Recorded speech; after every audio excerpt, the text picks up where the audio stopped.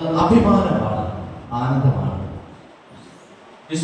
Thomas ലീഗായെ കുറിച്ച് പറയുന്നത് വിശ്വാസത്തിന്റെ പിതാവ് അല്ലെങ്കിൽ വിശ്വാസം ദൃഢീകരിച്ച അപ്പസ്തോലൻ എന്നാണ് പറയുന്നത്. Praise the lord, hallelujah. Thomas ലീഗായുടെ തിരുനാൾ ആഘോഷിക്കുമ്പോൾ നമ്മൾ തിരുനാളിന്റെ സന്തോഷത്തിലായിരിക്കുവാൻ ആണ്. അതോടൊപ്പം തന്നെ ഈ ധ്യാനത്തിലായിരുന്നുകൊണ്ട് ഈശോ നിങ്ങളെ അനുഗ്രഹിക്കുകയാണ്. തോമസ് ലീഗായുടെ ഇന്നത്തെ സുവിശേഷത്തിൽ നമ്മൾ വായിച്ചു കേട്ടത് യോഹന്നാന്റെ സുവിശേഷം 20-20 അധ്യായം 24 മുതൽ 29 വരെയുള്ള വാക്യങ്ങളാണ്. ഈ സുവിശേഷം തുടങ്ങുന്നത് തന്നെ അല്ലെങ്കിൽ അതിന്റെ ഹെഡിങ് തന്നെ തോമസിന്റെ സംശയമാണ്.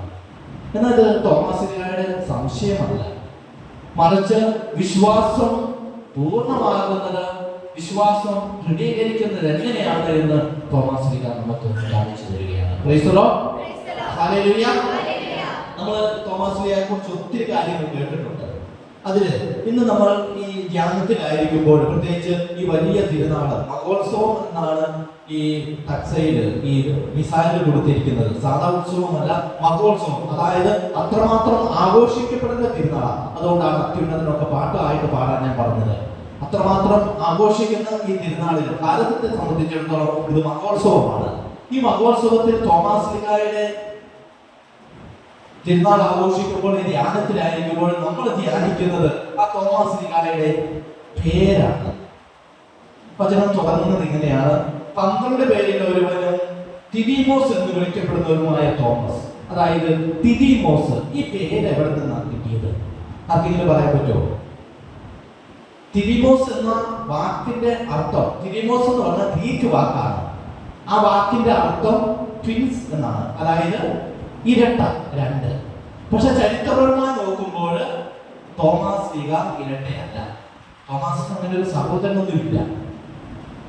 പിന്നെ എന്തുകൊണ്ടാണ് ഈശോ തിദിമോസ് എന്ന് വിളിച്ചത്? പേരിട്ടത് ആരാന്നറിയോ? തിദിമോസ് എന്ന് വിളിക്കുന്നത് ആരാന്നറിയോ? ഈശോയാണ് ആ പേരിട്ടത്. പത്രോസിന് എന്താ പേരിട്ടത്? പത്രോസിന് ഒരു പേരിട്ടായിരുന്നു ഈശോ. കേപ്പ, നീ കേപ്പ എന്ന് വിളിക്കപ്പെടുന്നു. അതേപോലെ ഈശോ ഇട്ട പേരാണ് തിദിമോസ്. അതുകൊണ്ടാണ് സുവിശേഷത്തിൽ വളരെ വ്യക്തമായിട്ട് പറയുന്നത് തിദിമോസ് എന്ന് വിളിക്കപ്പെടുന്ന Thomas. Price the lord, hallelujah. എന്തുകൊണ്ടാണ് ഈശോ ഈ തോമസ് ലീഗായ്ക്ക് ഇങ്ങനെ ഒരു പേരിട്ടത്? തോമസ് ലീഗ ഇരട്ടയെന്നല്ല, ഇരട്ട സഹോദരന്മാരും ഇല്ല, പിന്നീടും ഇരട്ട സഹോദരന്മായിട്ടുള്ളതായിട്ട് ചരിത്രത്തിൽ ഒന്നും പറയുന്നില്ല. പക്ഷെ തോമസ് ലീഗായെ ഈശോ പറയുന്നത് തിദിമോസ് എന്നാണ് വിളിച്ചുകൊടുക്കുന്നത്. എന്തുകൊണ്ടാണ്? അതായത് തോമസ് ലീഗായെ നമ്മൾ സുവിശേഷത്തിലേക്ക് നോക്കിയാൽ നമുക്ക് കാണാൻ പറ്റും. തോമസ് ലീഗായുടെ വിശ്വാസം എന്ന് പറഞ്ഞിട്ടുണ്ടെങ്കിൽ എല്ലാം രണ്ടുമായിട്ട് ബന്ധപ്പെട്ടതാണ് കിടക്കുന്നത്. സുവിശേഷത്തിൽ ഇപ്പോൾ വായിച്ചു വരുന്ന സുവിശേഷത്തിലും തോമസ് ലീഗായുടെ പിടിവാശി എന്താണ്? കാണണം, പിന്നെ കണ്ട മാത്രം മതിയോ? പാർശ്വത്തിൽ തുടരണം. രണ്ട് കാര്യം. പത്രോസിനോട് ഈശോ ചോദിക്കുന്നുണ്ട്, ഞാൻ ആരാണെന്ന്. അപ്പൊ പത്രോസ് എന്താ പറയുന്നത്? നീ ജീവനുള്ള ദൈവത്തിന്റെ പുത്രനായ ക്രിസ്തുവാണെന്ന് മാത്രം പറയുന്നുള്ളൂ. പക്ഷെ തോമസ് ലീഗ എന്താ പറയുന്നത്? ഒറ്റവാക്കാണ് പറയുന്നത്, എന്റെ കർത്താവേ, എന്റെ ദൈവമേ. കർത്താവുമാണ്, ദൈവവുമാണ്. അതായത് ഈ ബൈബിൾ പണ്ഡിതന്മാർ പറയുന്നത് എന്താണെന്നറിയോ? തോമസ് ലീഗായുടെ വിശ്വാസം എന്ന് പറഞ്ഞാൽ അത് പൂർണ്ണമായിട്ട് ഉറപ്പിച്ച് അത് ദൃഢമാക്കി ഉള്ള ഒരു വിശ്വാസമാണ്. അതായത് അത് വെരിഫൈ ചെയ്ത് ദൃഢീകരിക്കുന്നത്. അതുകൊണ്ടാണ് ഈ തോമസ് ലീഗായെ ഈശോ തിദിമോസ് എന്ന് വിളിക്കുന്നത്. തോമസ് ലീഗയുടെ തോമസ് ലീഗയെ കുറിച്ച് സുവിശേഷത്തിൽ എവിടെയെല്ലാം പറയുന്നുണ്ടോ അവിടെ എല്ലാം രണ്ട് കാര്യങ്ങൾ കാണാൻ പറ്റും. ഒരിക്കലും ഈശോ തന്റെ പീഡാനുഭവത്തെ കുറിച്ച് പറയുന്നുണ്ട് അപ്പോസ്തലന്മാരോട്, ഞാൻ മരിക്കും, അങ്ങനെയോ ആണ്, ഇന്ന സ്ഥലത്ത് പോകും. അപ്പൊ തോമസ് ലീഗ എന്താ പറയുന്നത്? നമുക്ക് അവന്റെ കൂടെ പോകാം. അത് മാത്രമാണ് പറഞ്ഞത്, അതിനോടൊപ്പം മരിക്കാം. രണ്ട് കാര്യങ്ങളാണ് പറയുന്നത്. വീണ്ടും യോഹന്നാന്റെ സുവിശേഷം 14 അധ്യായം 1 മുതൽ 6 വരെയുള്ള വാക്യങ്ങളിൽ 4ാമത്തെ വാക്യത്തിൽ ഈശോ പറയുകയാണ്, ഞാൻ പോയി കഴിഞ്ഞ് ഞാനായിരിക്കുന്നിടത്ത് നിങ്ങളുമായിരിക്കേണ്ടതിന് ഞാൻ വീണ്ടും വന്ന് നിങ്ങളെ കൂട്ടിക്കൊണ്ടു പോകും. ഞാൻ പോകുന്നിടത്തേക്കുള്ള വഴി നിങ്ങൾക്കറിയാം. അപ്പൊ തോമസ് എന്താ പറയുന്നത്? തോമസ് പറയാണ്, കർത്താവേ, നീ എവിടേക്ക് പോകുന്നുവെന്ന് അറിയില്ല. ഒന്നാമത്തെ കാര്യം. രണ്ടാമത് പറയും, പിന്നെ ഞാൻ വഴി എന്ന് ഞങ്ങൾ അറിയും. അതായത് തോമസ് ലീഗായെ നമ്മൾ സുവിശേഷത്തിൽ എവിടെ നോക്കിയാലും രണ്ട് ഒക്കെയുള്ള സംഭവങ്ങളാണ്. അതായത് ഇതിന്റെ തിദിമോസ് ഈശോ വിളിക്കാനും കാരണം എന്താണെന്ന് അതുകൊണ്ട് തോമാസിലേക്ക ഒരിക്കലും വിശ്വാസത്തെ പരീക്ഷിക്കാനല്ല, തോമാസിലേക്ക അത് ഉറപ്പാക്കുകയാണ്.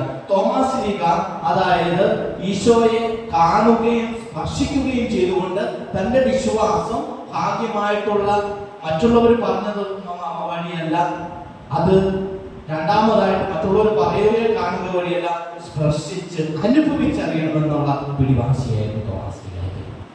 അതുകൊണ്ട് തന്നെയാണ് ഈ പേരിട്ടിരുന്നത് ദിദിമോസ് എന്ന്. അതായത് തോമാശ്ലീഹായുടെ വിശ്വാസം എന്ന് പറഞ്ഞിട്ടുണ്ടെങ്കിൽ അത് ദൈവത്തെ കാണുകയും തൊടുകയും വേണം. ഇതാണ് തോമാശ്ലീഹായുടെ വിശ്വാസം. നമ്മൾ സുവിശേഷത്തിൽ തോമാശ്ലീഹയെ കുറിച്ച് ഏത് സുവിശേഷം എടുത്താലും ഈ രണ്ട് പൂർണ്ണത ഉണ്ടാകും. ക്രിസ്തുവിൽ ഏറ്റവും സ്നേഹമുള്ളവരെ, ഇന്ന് തിരുനാൾ ആഘോഷിക്കുമ്പോൾ, പ്രത്യേകിച്ച് ഈ ധ്യാനത്തിനായിരിക്കുമ്പോൾ, ഇന്ന് തോമാശ്ലീഹ വഴിയായിട്ട് ഈശോ നമുക്ക് നൽകുന്ന സന്ദേശവും ഇതാണ്: ക്രിസ്തുവിനെ അനുഭവിച്ചറിയുവാനായിട്ട്, ക്രിസ്തുവിനെ കാണുവാനായിട്ടും, ക്രിസ്തുവിനെ തൊടുവാനായിട്ടും സ്പർശിക്കുവാനുമായിട്ട് ഈശോ നമുക്ക് അനുഗ്രഹം തരുക. പ്രൈസ് ദി ലോർഡ്, ഹല്ലേലൂയ, യേശുവേ നന്ദി. ഈ ധ്യാനത്തിൽ പ്രത്യേകിച്ച് ജോസഫ് ബ്രദറിന്റെ നേതൃത്വത്തിൽ എന്താ അവിടെ ധ്യാനത്തിൽ നടക്കുന്നത്? ഈ തോമാശ്ലീഹ പ്രഘോഷിച്ച അതേ സത്യം തന്നെയാണ്. എന്താണ്?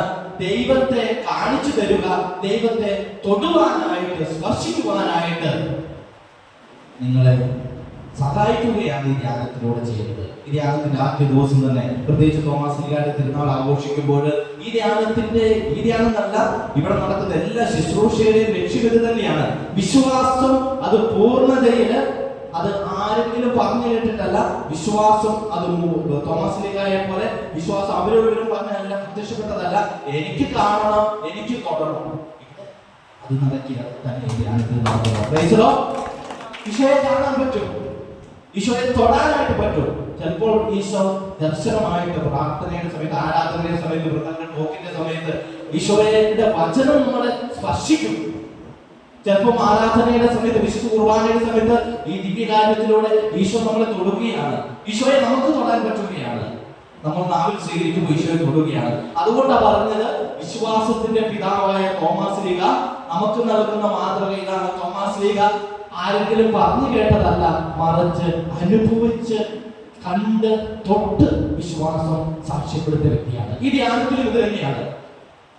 നിങ്ങൾക്ക് ഈശോയെ തൊടുവാനായിട്ട്, ഈശോയെ കാണുവാനായിട്ട്, സ്പർശിക്കുവാനായിട്ടുള്ള അവസരമാണ് ഈശോ നൽകുന്നത്. ക്രിസ്തുവിൽ ഏറ്റവും സ്നേഹമുള്ളവരെ, ഇന്ന് തോമാശ്ലീഹയുടെ തിരുനാൾ ആഘോഷിക്കുമ്പോൾ നമുക്കും വിശ്വാസത്തിന്റെ ഉൾക്കണ്ണുകൾ കൊണ്ട് ഈശോയെ കാണുവാനും സ്പർശിക്കുവാനും കഴിയട്ടെ.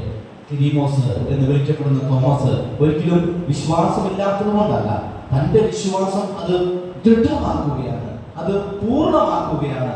കണ്ട് തൊട്ട് ഇന്ന് ഈശോയെ കാണാനും തൊടാനും ഈ ധ്യാനത്തിലൂടെ സാധിക്കും. ഈശോ അതിനുള്ള കൃപ നൽകും. തോമാശ്ലീഹ നിങ്ങൾക്ക് വേണ്ടി മാധ്യസ്ഥം വഹിക്കും.